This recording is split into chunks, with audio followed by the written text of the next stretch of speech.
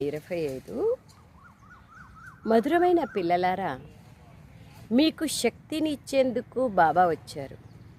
మీరు ఆత్మాభిమానులుగా ఉంటే మీ బుద్ధియోగం ఒక్క బాబాతోనే లగ్నమై ఉంటుంది.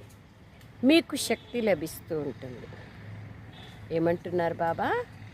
మీకు శక్తినిచ్చేందుకు నేను వచ్చినాను, కానీ ఆత్మాభిమానులుగా ఉన్నప్పుడే మీ బుద్ధియోగం నాతో ఉంటుంది. అప్పుడే మీకు శక్తి లభిస్తుంది. ప్రశ్న: పిల్లలైన మీలో ఉండకూడని అన్నింటికన్నా పెద్ద అసురీ స్వభావమేమి? జవాబు: అశాంతిని వ్యాపింపచేయటం. అదే అన్నింటికన్నా పెద్ద అసురీ స్వభావం. అశాంతిని వ్యాపింపచేసేవారితో మనుష్యులు విసుగు చెందుతారు. వారు ఎక్కడికి వెళ్తే అక్కడ అశాంతిని వ్యాపింపచేస్తారు. కావుననే అందరూ భగవంతుణ్ణి శాంతి వరం ఇవ్వమని కోరుకుంటారు. పాట: ఇది దీపము మరియు తుఫాన్ల యొక్క కథ. ఆంధీ ఔర్ తుఫాన్ కి ఏ కహానీ హై. సారం: చదువులో చాలా సంపాదన ఉంది, కావున ఎంతో సంతోషంగా సంపాదించుకోవాలి. సంపాదన వస్తూ ఉందంటే సంతోషం ఉంటుంది కదా. చదివే సమయంలో ఎప్పుడూ ఆవలింపులు రాకూడదు.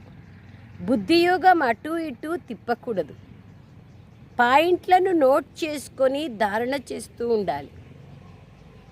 పాయింట్లను నోట్ చేసుకొని ధారణ చేస్తూ ఉండండి. బుద్ధియోగం అటు ఇటు తిరగకూడదు. ఆవులింపులు రాకూడదు. సంతోషం, సంపాదన యొక్క సంతోషం ఉండాలి.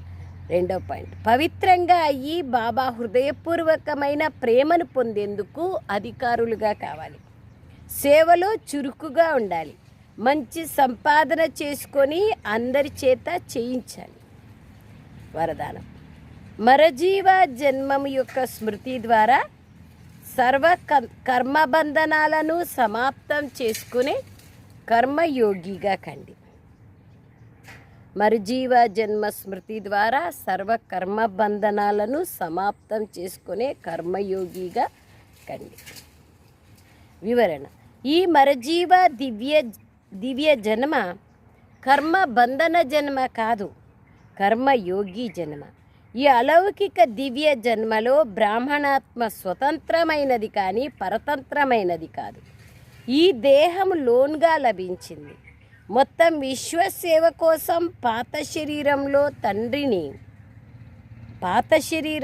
తండ్రి శక్తిని నింపి నడిపిస్తున్నారు. బాధ్యత తండ్రిది, మీది కాదు. కర్మను చెయ్యండి, మీరు స్వతంత్రులు. నడిపించేవారు నడిపిస్తూ